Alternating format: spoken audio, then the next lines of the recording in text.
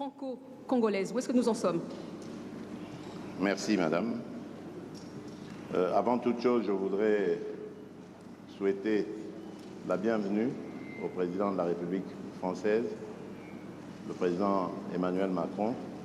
Cher Emmanuel, tu nous fais un grand plaisir de venir en ce moment à Kinshasa, capitale du pays où nous sommes victimes d'une agression injuste et barbare.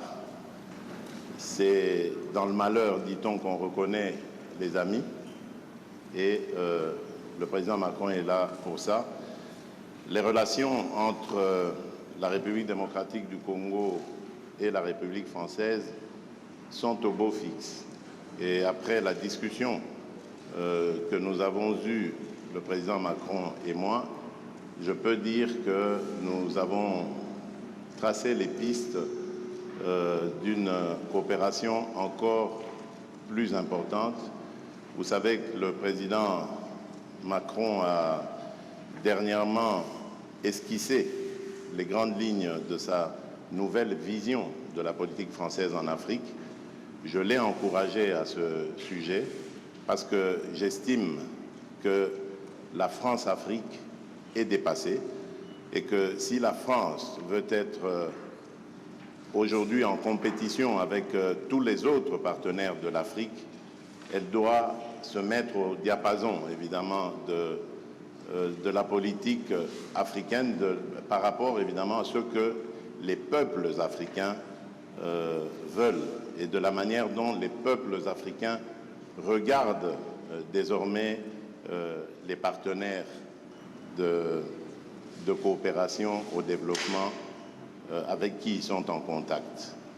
Je me suis réjoui d'apprendre de la part du président français que cette approche est aussi la sienne et que je lui laisserai évidemment le soin de préciser cela et que, moi j'allais dire, cela va dans le sens évidemment des intérêts de l'Afrique.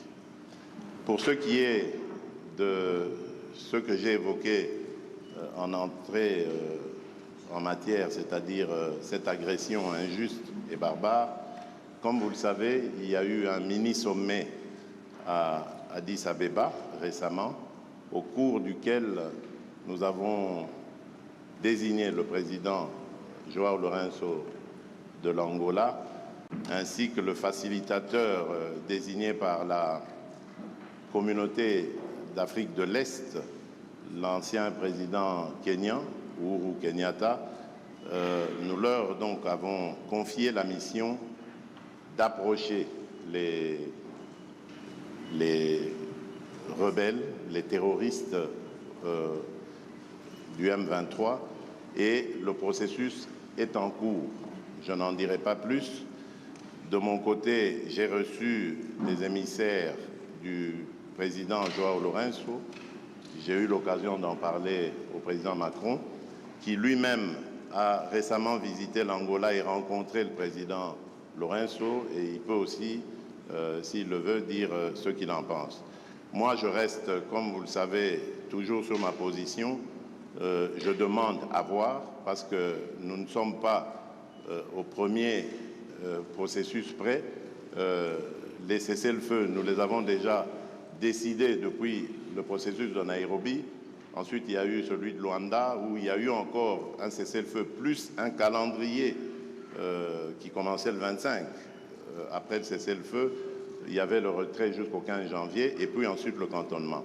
Rien de tout cela n'a été fait. Nous demandons à voir. Nous donnons la chance à la paix, car comme je vous l'ai dit, ma présidence, elle est destinée plutôt à favoriser la cordiale entente entre les peuples, à commencer par les peuples des pays voisins. Donc je ne mettrai jamais d'entrave à tout ce qui peut aller dans le sens de respecter ou de promouvoir plutôt le processus de paix et de stabilité dans la région. Pour le reste, nous avons parlé des problèmes d'échange économique, des attentes qui sont celles de la RDC. Et là, j'ai eu vraiment le plaisir de constater qu'il y a un engouement certain de la part de la France à vouloir s'engager aussi dans cette compétition que j'évoquais tout à l'heure, dans le business, dans les affaires en République démocratique du Congo, dans des partenariats que nous voulons gagnant-gagnant, que tout le monde s'en sorte heureux et avec le sentiment d'avoir réalisé des partenariats qui sont satisfaisants. Nous avons évoqué également le problème des forêts. Il revient d'ailleurs de Libreville, où il a participé au sommet One Forest Summit. C'est un sommet qui a pris en compte, qui s'est plutôt attardé sur la forêt tropicale, la forêt du bassin du Congo, qui, comme vous le savez, aujourd'hui est le premier poumon de l'humanité et un atout formidable pour la lutte que nous menons tous contre le réchauffement climatique. Là aussi, nous avons développé une série d'idées et nous sommes arrivés aussi à des conclusions de partenariat importants pour à la fois mettre en avant cet atout considérable qu'est la forêt, mais également comment par la transformation sur place, la transformation locale, nous pouvons créer de la richesse et des emplois, bref, une dynamique économique qui peut être favorable à nos pays. Là aussi, la France accepte de s'impliquer, de nous suivre, c'est une très bonne chose. Enfin, les minerais stratégiques, nous les avons évoqués. La France veut faire partie du débat. Ce qui m'a le plus intéressé, c'est ce partenariat qui va être conclu, je crois, avec la firme française BRGM, qui va nous apporter son savoir-faire et nous accompagner dans la certification de nos minerais, la cartographie, et plus tard, évidemment, ça nous aidera à pouvoir mieux exploiter ces domaines. Donc voilà en bref ce que nous avons passé comme sujet.